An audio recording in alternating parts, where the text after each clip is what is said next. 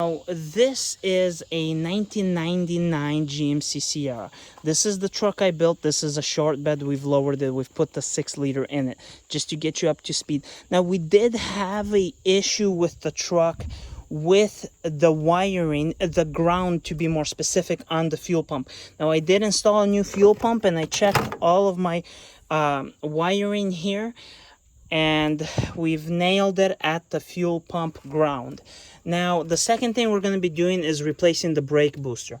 Now, when we do replace the brake booster and we deem that this truck is ready to hit the road, we will be doing a 1,500-mile road trip with this truck. And when I say we, it's going to be me and you guys. I'm going to take you along all the way with me. Now, if you guys stay tuned, there's a lot of exciting things that I'm hoping to do soon. I'm going to have a little bit more time and we'll spend it together. Thank you, guys.